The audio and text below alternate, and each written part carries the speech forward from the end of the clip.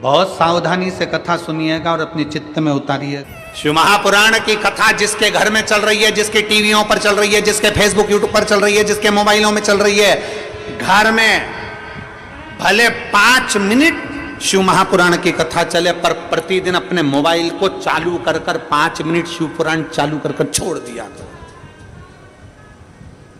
घर में टीवियों पर अगर कथा आए तो भले सुनो चाहे नहीं सुनो, 5-10 मिनट उस टीवी को चालू कर छोड़ा करो, जिससे वो शिव महापुराण के शब्द हमारे घर के वातावरण को शुद्ध करें। वो केकई अयोध्या में रहती थी, राम जी के साथ रहती थी, दशरथ कौशल्या सुमित्रा के साथ रहती थी, गुरुजी रोज का ज्ञान देते थे, पति रोज सूर्य को अर्घ चढ़ाता था, तो भी वो केकई की बुद्धि बदली क्या? अरे बोलो तो नहीं। और वह विभीषण को देख लो, जो रावण की लंका में रहता था, पूरे राक्षसों में रहता था, सारे मदिरापान करने वालों में रहता था, सारी प्रवृत्ति से बेकारों के साथ रहता था, उसके बाद भी विभीषण बिगड़ा क्या? अरे बोलो तो केकई सुधरी नहीं और विभीषण बिगड़ा। अगर संगत का असर होता तो विभीषण कब का बिगड़ गया होता, संगत का असर होता तो फिर तो केकई भी कब की सुधर गई होती। पर संगत से मूलता शिव पुराण नहीं करती। शिव पुराण कहती है संस्कार की मूलता है कि हमारे संस्कार कैसे हो, हम क्या दे रहे हैं बच्चों। कौवा और हंस की दोस्ती हो गई, दोनों रहने लगे। कौवे ने कहा हंस से, भाई मुझे बहुत भूख लग रही है, कुछ ला दे। हंस गया तुरंत, ठीक है मैं तेरे लिए कुछ लेकर आता हूँ। और हंस दौड़ कर गया। हंस क्या चुपते थे? मोती। हंस मोती लेकर आ गए, ले ये मोती ले। और कौवा बोला भैया ये कैसे खाएंगे, हम खाएंगे तो हमारी तो चोंच ही टूट जाएगी। अब कौवा मोती कभी खाया हो तो खाएगा, हम नहीं खा सकते। हंस कहते हैं भैया हम तो यही खाते हैं इसलिए तुमको ये खिला दिया। अरे भाई, कौवा भूखा रहने लगा, 8 दिन निकल गए। आज कौवे ने कहा हंस अब तू मेरे यहाँ चल। हंस को ले गया। कौवा कहाँ रहता था? शमशान में, बड़ के पेड़ के ऊपर। हंस को भी बिठा लिया। थोड़ी देर बाद हंस ने कहा भैया मुझे भूख लग रही है। कौवा दौड़ कर गया और एक मरे कुत्ते का मांस उठाकर हंस को ला कर दिया। हंस ने कहा ये क्या है? कौवा बोला ले हम तो ये खाते हैं, जो खाते हैं तुम्हारे लिए ला दिया। हंस बोला मैं मर जाऊंगा पर ये गंदी चीज नहीं खाऊंगा। अरे हम तो यही खाते हैं इसलिए तुम भी खा लो। नहीं नहीं मैं खाने वाला नहीं हूं, ये तो मैं नहीं खाऊंगा। दोनों बात कर रहे थे। नीचे एक राजकुमार बैठा था, वो मांस का टुकड़ा उस राजकुमार पर गिर गया। राजकुमार को क्रोध आया, उसने कौवे को साध कर बाण छोड़ा। जैसे ही छोड़ा कौवा उड़ गया और हंस को बाण लग गया। हंस जमीन पर गिर गया। हंस जमीन पर गिरा और जैसे ही हंस जमीन पर गिरा राजकुमार ने हंस से कहा हंस देव मैंने तो कौवे को बाण मारा था और बाण तुमको लग गया। अरे हंस बोला राजकुमार तो ये तुम्हारी दिक्कत नहीं, ये तुम्हारी गलती नहीं, गलती मेरी है। मैं बुरे की संगत में बैठ गया और बुरा व्यक्ति बुरा काम करके निकल गया और अच्छा व्यक्ति जेल में धरा गया। जो बुरा होता है वो बुरा कर्म कर कर निकल जाता है। बुरा करने वाला व्यक्ति बुराई कर कर निकल जाता है। बुरा कर्म करने वाला व्यक्ति अपना बुरा तत्व ग्रहण कर कर, बुरा तत्व प्रसिद्ध कर कर निकल जाता है। पर जो अच्छा है, जो अपनी बुद्धि से, चित्त से, अपने मनन से जो बहुत अच्छा है वो धरा जाता। श्री नारद जी महाराज ने तप किया, रामचरितमानस में आपने श्रवण किया, शिव महापुराण में भी लिखा है देव ऋषि नारद तप करे कामदेव को जीत लिया। जब कामदेव को श्री देव ऋषि नारद ने जीता तो सबसे पहले देव ऋषि नारद कामदेव को जीत कर अगर पहुंचे तो सीधे पहुंचे भगवान शंकर के पास। क्यों? क्योंकि भगवान शंकर ने कामदेव को नहीं जीता था। कामदेव ने शिव जी की समाधि को तोड़ दिया, समाधि को तोड़ दिया।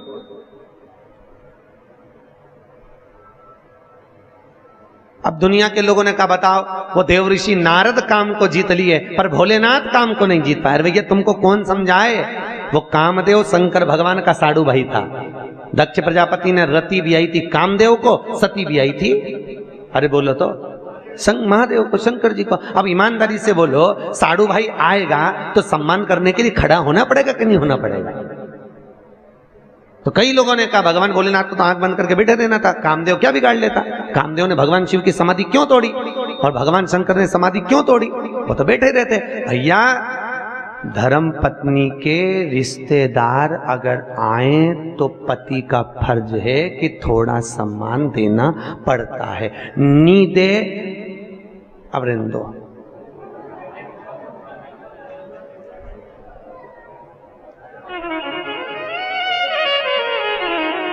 सम्मान।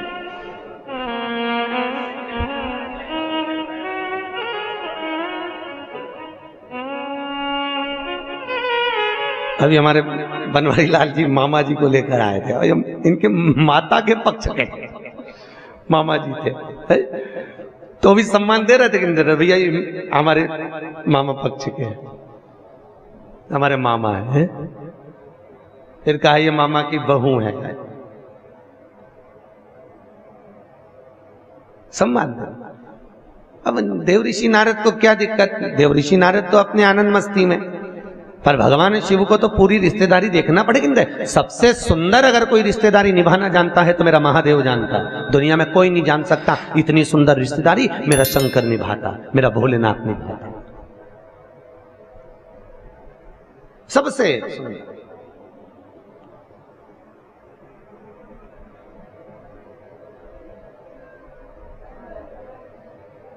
और उसके बराबर कोई दुनिया में रिश्तेदारी निभा भी नहीं सकता।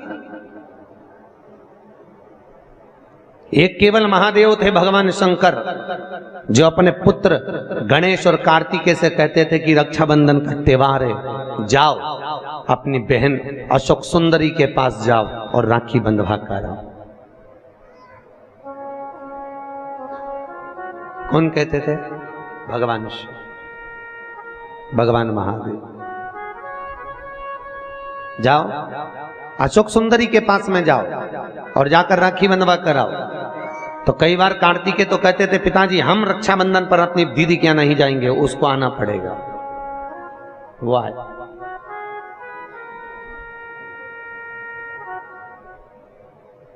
तो भगवान भोलेनाथ कहते थे कार्तिकेय, जब तक माता पिता अगर जीवित हैं तब तक घर के बेटे को अपनी बहन के दरवाजे पर जाते रहना चाहिए।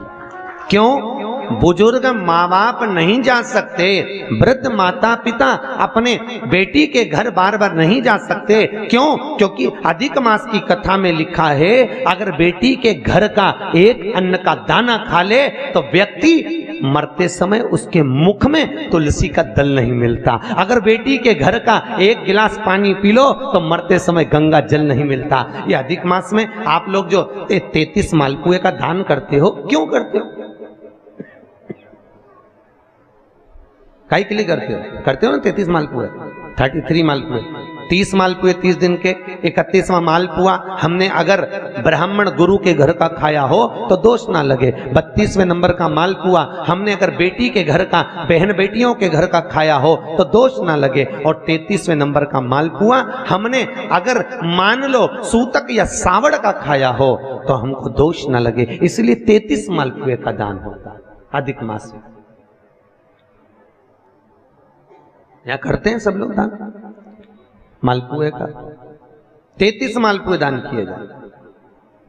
अगर हमने बेटी के घर का कुछ खाया हो तो दोष ना लगे उसके लिए। और मालपुए का भी क्रम आपको वर्णित है, पहले भी आपको बताया है कि 90 नंबर के मालपुए पर अगर लौंग रखकर दान कर दी जाए तो नारी कभी विधवा होकर नहीं मरती, अखंड सौभाग्य लेकर जाती है। 11वें नंबर के मालपुए पर अगर सिक्का रखकर दान कर दिया जाए तो जिंदगी में कभी लक्ष्मी की कमी नहीं आती।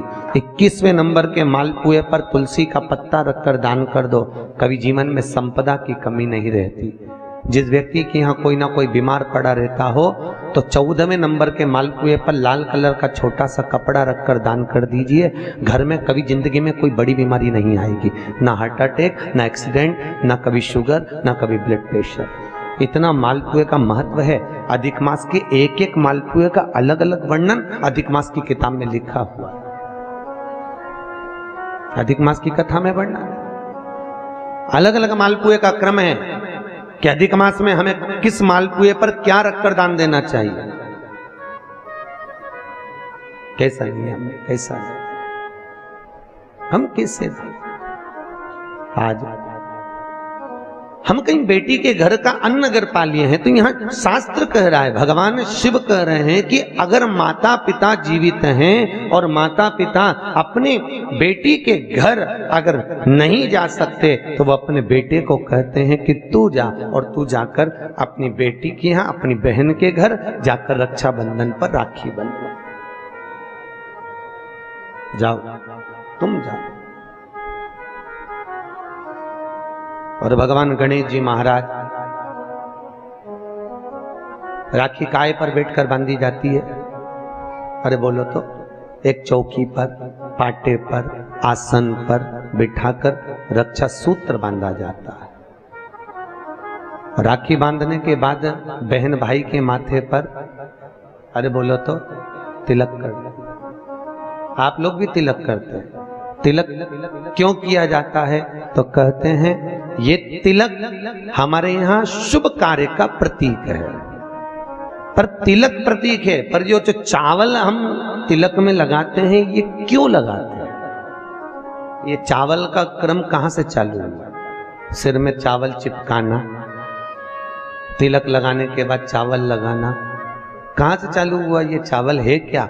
आखिर ये चावल तिलक के बाद में ब्राह्मण या आप किसी को भोजन करा रहे हो, जमाई को तिलक कर रहे हो, बेटी को तिलक कर रहे हो, तो कंकु लगाने के बाद चावल क्यों लगाया जाता है? उस चावल का क्या प्रमाण?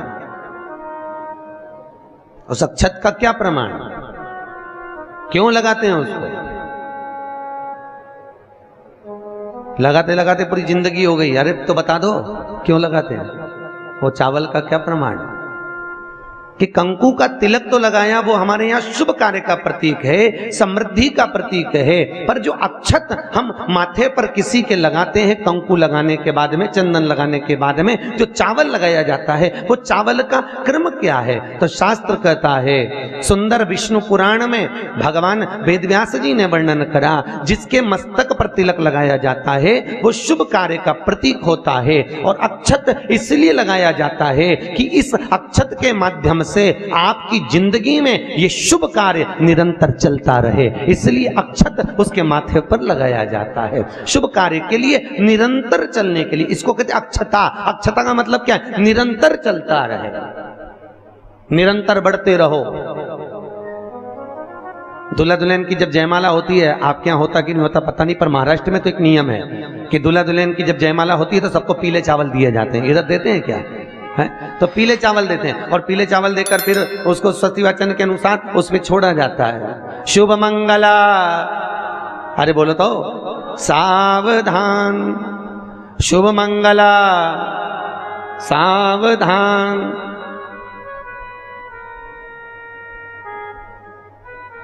उसके ऊपर छोड़ते हैं कि सावधान।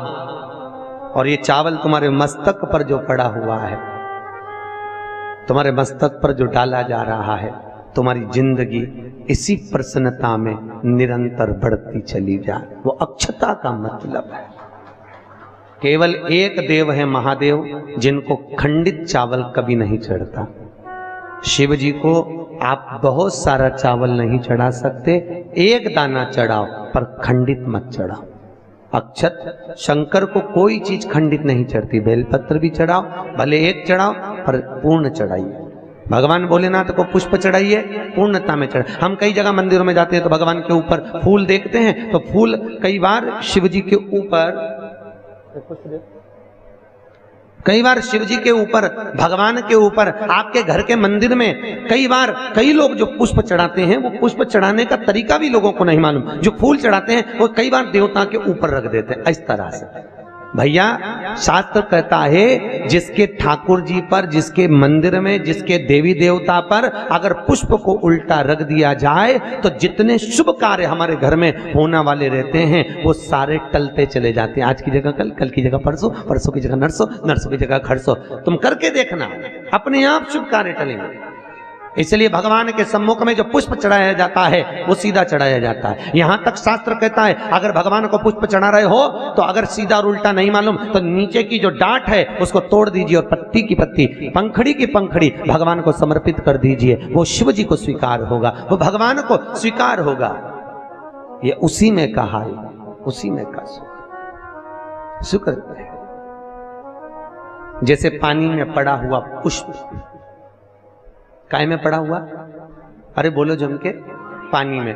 कई माताओं की आदत रहती है, हमने कई कई ब्राह्मणों को भी देखा, कई कई लोगों को देखा, क्या करते हैं, कमंडल ले जाते हैं, कमंडल डोलची, कमंडल में पानी रहता है, एक बाल्टी में पानी रहता है और पेड़ पे से तोड़ तोड़ के उसमें डालते रहते हैं। फूल को तोड़ा, उस बाल्टी में डाल दिया, बाल्टी में पानी है, उस पानी में फूल डल गया। और अगर पानी में फूल डल गया और उस फूल को निकालकर आपने महादेव को समर्पित करा, देवी देवता को समर्पित करा, ठाकुर जी को समर्पित करा, कृष्ण राम नारायण लक्ष्मी को समर्पित करा, तो जो पानी में पड़ा हुआ फूल निकालकर अगर हमने देवता को चढ़ाया तो वो निर्माल्य के तुल्य हो गया।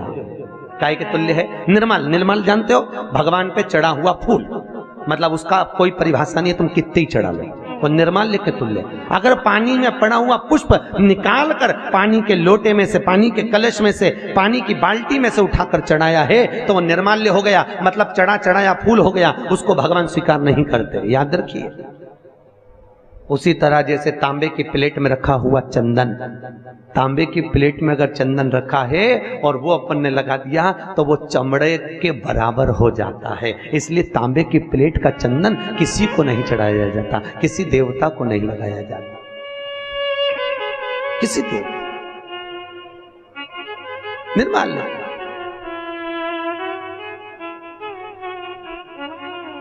भगवान शिव कहते हैं तुम्हारे पास में कुछ नहीं है, पूर्णता का समर्पण, पूर्णता। पर आज के जमाने में लोग पूर्णता देते कहां हैं? एक बात बताओ, भगवान के मंदिर में नारियल फोड़ा, राम जी के मंदिर में, हनुमान जी के मंदिर में नारियल फोड़ा, और वो नारियल फूटने पर अच्छा निकल गया तो भगवान ने स्वीकार करा कि नहीं करा? अरे बोलो जम के, अच्छे से बोलो, करा? अच्छा ठीक है, आप बोल रहे हो करा, शिवा पुराण करे ही नहीं करा। अगर नारियल फोड़ने पर राम मंदिर, हनुमान मंदिर में, देवी मंदिर में नारियल को फोड़ा और फूटने के बाद अगर वो नारियल अच्छा निकल गया, उसमें से थोड़ा सा टुकड़ा तो तुमने भगवान को चढ़ाया, बाकी का सब घर ले जाके चक्कू से निकाल निकाल के खा गए।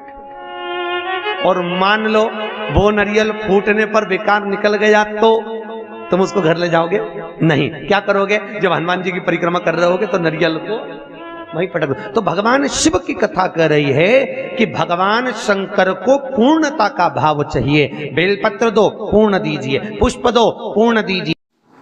ओम श्री शिवाय नमस्ते दर्शकों, आज की कथा में पंडित प्रदीप जी मिश्रा ने रायपुर छत्तीसगढ़ में जो कथा चल रही है उसके दौरान बहुत सारे उपाय बताए और साथ ही जो है शिव पुराण का जो है वाचन किया है। इसके साथ में जो है उन्होंने जो है भगवान शंकर और पार्वती का जो है वाचन यहाँ पर किया है। जो भी चित्र दर्शन उन्होंने किया है वो भी बहुत अच्छी तरीके से किया है। तो अगर आप भी जो है कथा को ध्यान से नहीं सुने हैं तो एक बार और कथा को ध्यान से सुन लीजिए, और अगर आपने कथा को ध्यान से सुन लिया है तो आगे आने वाली कथा को सुनने के लिए प्रतिदिन आपको इस चैनल पर जो है कथाएँ मिलती रहेंगी। जो भी जहाँ का स्थान पर भी जो कथाएँ चल रही है वो जो है आपको इस चैनल के माध्यम से जो है प्रतिदिन 2 भाग में जो है कथा मिलती रहेगी। तो आपको भी जो है डेली कथा देखनी है तो चैनल को सब्सक्राइब कर लें और पास में आ रहा है बेल आइकन को प्रेस कर दें ताकि आपको समय पर कथा का अपडेट मिले।